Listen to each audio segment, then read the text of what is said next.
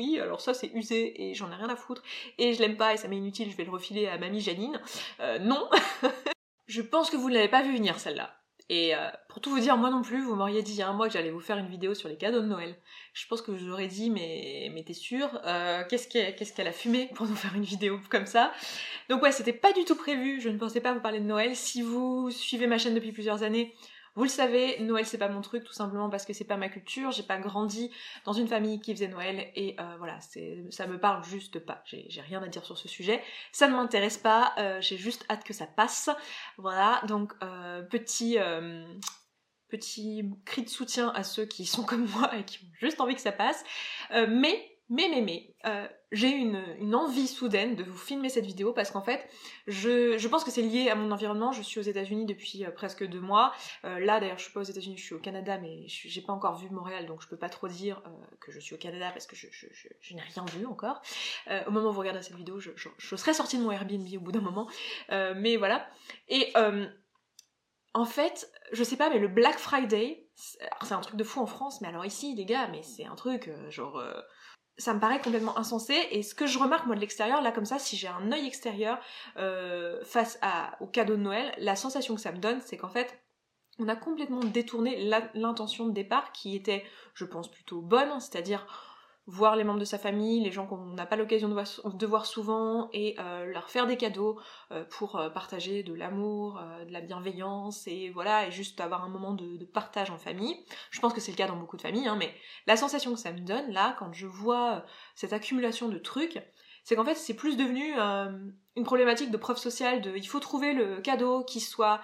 Enfin, on peut pas ne pas faire de cadeau à machin, même si on sait pas du tout qui c'est, qu'on le voit, on l'a vu 3 fois dans sa vie, et faut quand même faire un cadeau, puis en plus faut pas avoir l'air radin, mais quand même on peut pas dépenser 200 ou 300 euros par cadeau, parce que c'est pas qu'on a 20 cadeaux à faire, mais un peu quand même. Donc c'est pour ça que cette vidéo s'appelle 7 idées de cadeaux à 0 €. Elles sont pas exactement toutes à 0 €, hein. Mais ce qui se cache derrière ça, c'est pas une volonté de vous faire des économies pour Noël, c'est plutôt une volonté de vous ramener à la démarche de ce que, à mon sens, sont les fêtes et les réunions de famille, et de vous proposer des idées alternatives qui, en plus de ça, ne vont pas alimenter cette surconsommation, ne vont pas polluer plus que nécessaire, non pas que ce soit nécessaire, mais vous avez compris ce que je veux dire, et dans une démarche un peu plus minimaliste, même si je ne suis pas minimaliste, je me définis pas comme telle, même si je le suis dans beaucoup d'états d'esprit, mais on peut pas dire que je mène une vie minimaliste. On y va tout de suite pour les idées, parce que je suis en train de faire une intro qui est certainement beaucoup trop longue, je regardais le temps. Première idée de cadeau, c'est une idée toute simple que je pense beaucoup d'entre vous ont eu, qui est tout simplement le fait d'offrir des photos. Alors c'est gratuit ou presque, mais c'est un cadeau qui fait plaisir vraiment à tout le monde, avoir un album photo ou une photo encadrée. Et c'est un cadeau qui donne plus qu'un objet en fait, puisque vous allez pouvoir à travers ce cadeau-là retracer, je sais pas, peut-être le meilleur moment de l'année que vous avez passé avec la personne. Je sais pas si vous devez faire des cadeaux à des potes et que vous avez passé l'été avec eux et que vous aviez fait du camping et qu'à un moment donné il y a eu un fou rire monumental et que vous avez une photo de ce moment-là, ben ça vaut peut-être le coup de prendre cette photo, de l'encadrer et de mettre un petit mot derrière rappelant la blague que Bidule avait dite à ce moment-là, qui vous a fait toutes les vacances et auquel tout le monde a toujours fait des running gags au long des vacances. Voilà. Et je trouve ça d'autant plus joli l'idée de mettre un mot au dos et de l'offrir encadré, parce qu'il est fort possible que la personne qui reçoit le cadeau reçoive juste la photo à ce moment-là, et du coup soit très content pour la photo, et s'aperçoivent de l'existence du petit mot peut-être des mois, voire des années plus tard, ce qui rend le truc encore plus beau, je trouve. Donc vous voyez, dans cette idée de cadeau, on part de l'intention de faire plaisir, et bon, c'est pas 0 € dans le sens où il y a un cadre à acheter et une photo imprimée, mais on n'est pas sur du 300 € la Google Home, quoi. Et c'est aussi un cadeau qui peut faire d'autant plus plaisir aux personnes qui ont grandi dans un monde où la photo numérique n'existait pas en fait, et qui ont ce manque du coup d'avoir des photos palpables. Donc voilà, ça peut être super. Simplement, le truc que j'ai envie de vous encourager, c'est de pas partir dans des délires de essayer de trouver le meilleur site pour faire le meilleur album photo hyper fancy qui va vous coûter 3 blindes, et pareil pour les cadres et aller chercher des trucs hyper compliqués. Juste en ramener à l'essentiel. Enfin, ça veut pas dire qu'il faut pas vous poser la question de quel site sera mieux pour organiser vos photos, ou quel photographe vous voulez prendre pour faire cet assemblage, ou quel album vous allez choisir et tout. Je dis pas que c'est pas important, évidemment, si ça vous fait plaisir de choisir un truc qui est joli, c'est super, mais l'attention, elle est pas là en fait, elle est vraiment sur l'idée de faire plaisir à l'autre, en tout cas à mon sens. Évidemment, hein, dans cette vidéo, comme d'habitude, je le répète presque à chaque fois, mais je vais le faire quand même, piochez ce qui est adaptable à vous et à votre famille et à vos amis et laissez le reste, hein. Je veux dire, c'est empreint de ma propre expérience et je parle un peu passionnément parce que c'est un sujet que j'aime, mais enfin que ça me touche en fait, l'idée de faire plaisir aux autres et que j'ai ma vision du truc, mais je comprends bien que vous avez peut-être pas la même, juste prenez ce qui vous arrange et laissez le reste. Deuxième idée dans le même ordre d'idée, c'est vraiment dans la même lignée, c'est d'offrir des CD ou des clés USB avec de la musique ou des films dessus ou un DVD gravé à des gens qui en fait auraient envie d'avoir accès à ces choses-là. Par exemple, je pense, si dans votre fratrie, vous regardiez les Disney quand vous étiez super jeune, et que maintenant les cassettes vidéo, elles sont abîmées parce que vous avez tellement regardé, vous avez tellement rembobiné, que finalement les cassettes, il y a des traits tout du long. Vous voyez ce que je veux dire. Je suis désolée pour les plus jeunes, vous voyez peut-être pas ce que je veux dire, mais pour ceux de ma génération, vous voyez ce que je veux dire. Et que voilà, en plus, de toute façon, il n'y a plus de lecteur cassette à la maison. Bah voilà, offrir votre Disney préféré à votre frère ou à votre sœur que vous regardiez ensemble et qui représente vraiment un souvenir pour vous, ça peut être un super cadeau à mettre sur une clé USB, c'est assez inattendu, et voilà.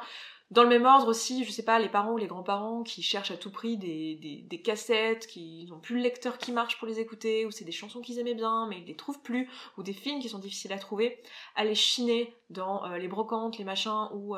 dans certaines boutiques à Paris ou qui font de la revente de cassettes vidéo, d'anciens DVD, de trucs comme ça, et d'aller vraiment leur chercher les CD ou les DVD de films ou de musique qu'ils ont du mal à trouver et qu'ils adoraient quand ils étaient plus jeunes,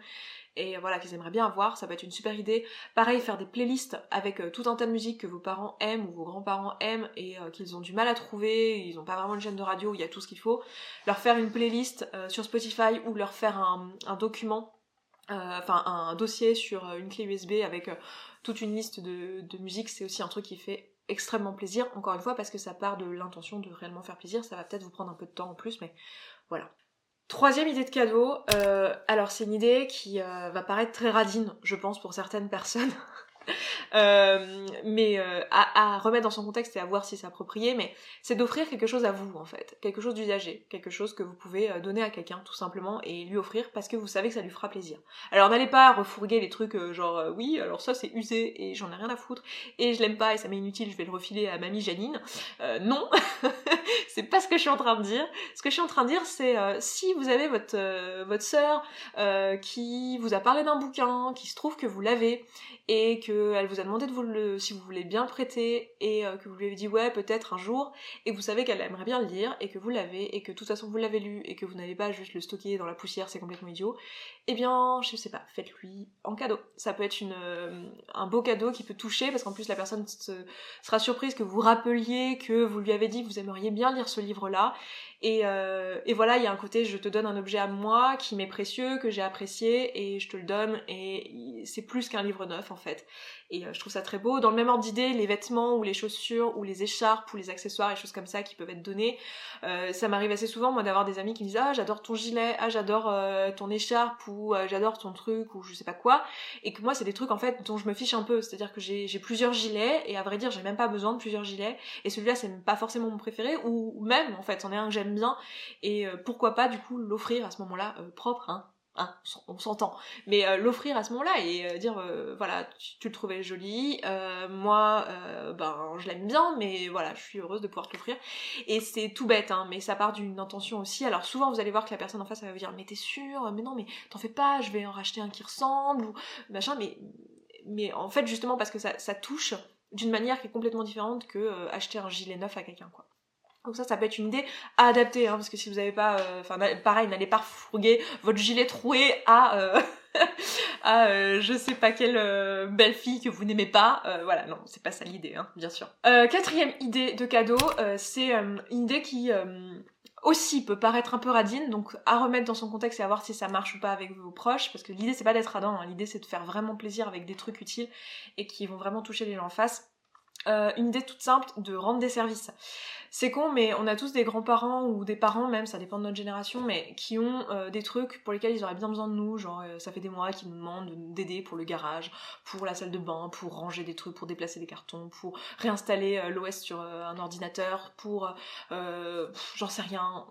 n'importe quoi, des trucs un peu chiants, des travaux, des machins comme ça qu'on n'a pas hyper envie de faire et sur lesquels on procrastine et voilà, et que ça leur ferait plaisir de le faire. d'avoir quelqu'un pour les aider à le faire. Eh bien, pourquoi pas, avec vos frères et sœurs, ou même tout seul, faire ces choses-là en amont, et leur annoncer à Noël que, en fait, ça fait partie de votre cadeau. Alors, je pense pas que ça puisse être un cadeau tout seul, sauf si vous êtes adolescent, vous n'avez pas trop de sous, et que vous êtes 3-4 enfants, et que vous vous mettez à refaire tous les trucs que vos parents vous demandent d'aider dans la maison. Ça peut être super marrant et super sympa, et faire vraiment très plaisir. Voilà, ça peut être un complément de cadeau. Et là encore, en fait, on joue sur... En fait, dans tous ces cadeaux-là, vous verrez, si vous connaissez les langages de l'amour, je vous remettrai le bouquin ici, je vous mettrai une image ici, puis je vous mettrai le lien en barre d'infos. En fait, tous les conseils que je vous donne et tous les idées de cadeaux que je vous donne répondent à un langage de l'amour chez quelqu'un. C'est-à-dire que c'est des cadeaux qui vont permettre aux gens de se sentir appréciés, aimés, en fait. Et pas juste des cadeaux, c'est ouais, très bien, t'as dépensé de l'argent pour moi, tu devais, et voilà, tu l'as fait, très bien, super. Mais vraiment des cadeaux où vous essayez de comprendre la personne en face. Là, on va jouer sur le service, on peut jouer sur les objets, on peut jouer sur l'intention du temps. Par exemple, quand on offre quelque chose qui rappelle un souvenir, c'est quelqu'un qui va se sentir aimé si il a du temps de qualité avec vous. Donc voilà, bref. Je vous avais dit il y a très longtemps que je ferais une vidéo sur ce livre, et finalement je l'ai jamais fait. Si ça vous intéresse toujours, ou s'il y a prescription, dites-moi, mais je pourrais vous refaire une vidéo sur ce livre-là. Ah oui, pour ceux qui tombent là-dessus et qui pensaient trouver juste une vidéo de cadeaux de Noël et une chaîne qui vous propose des produits, en fait moi je fais du développement personnel. Voilà. Juste au cas où, donc du coup normalement je parle plutôt de trucs comme ça que de cadeaux de Noël. Ensuite, 5e idée de cadeau, c'est un truc que j'ai vu en fait sur des chaînes, alors c'est un peu bizarre mais je suis tombée dans une spirale YouTube. Vous connaissez les bulles YouTube, les spirales YouTube,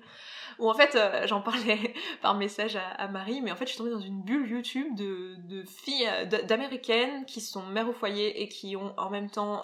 une entreprise sur internet. Je suis tombée là-dessus parce que je cherchais des femmes entrepreneurs, et en fait il n'y en a pas beaucoup, et voilà. Et donc dans cette série de femmes entrepreneurs, il y a aussi beaucoup de femmes qui ont des enfants et qui ont une vie parfaite, vous savez, à l'américaine. Pas tellement de jugement là-dedans, mais c'est juste que bon, voilà, c'est juste différent culturellement, quoi. Et parmi elles, il y en a qui font des DIY, et il y a un truc que j'ai appris du coup, parce qu'elles sont beaucoup à avoir des enfants, être dans une démarche un peu minimaliste, et j'ai appris un truc que je trouve génial, c'est si vous avez besoin de faire des cadeaux à des enfants que vous connaissez pas forcément, qui sont en bas âge, et que vous avez pas envie de vous casser la tête avec les jouets, les trucs en plastique, les trucs qui sont pas forcément très bons ni pour les enfants, ni pour votre porte-monnaie, ni pour la planète, il y a une idée toute bête qui est de faire de la pâte à modeler DIY qui est mangeable, donc ça veut dire que l'enfant ça va pas lui être toxique, et voilà, je trouve que c'est une super bonne idée. Alors moi je vais pas vous faire un DIY là-dessus, hein, franchement j'en suis incapable, enfin j'en serais capable, mais genre j'en ai rien à faire, donc ça va pas m'intéresser de vous faire un DIY là-dessus. Par contre j'essaierai de vous trouver des liens en barre d'infos, et si vous cherchez, si j'oublie ou quoi, vous pouvez chercher, vous trouverez ça assez facilement. Mais je trouve que c'est une super bonne idée, ça se met dans un bocal, dans un pot ou quoi, et voilà, c'est pas gratuit non plus, mais vous avez le prix du pot et le prix des ingrédients. C'est un peu un genre de pâte à sel, mais meilleur que la pâte à sel, parce que la pâte à sel, concrètement, je pense que c'est digeste, mais enfin, j'en sais rien, remarque, si ça se trouve, non. N'allez pas manger de la pâte à sel suite à mes conseils, mais voilà, un truc en tout cas qui est consommable, et je trouve l'idée trop mignonne, et voilà. 6e idée de cadeau, c'est d'offrir quelque chose de dématérialisé. Donc il y a plein de choses que vous pouvez offrir qui sont dématérialisées, pareil ça va pas dans cette société de consommation sur consommation, etc. Mais ça peut être des formations en ligne, ça peut être des abonnements à une application, Spotify,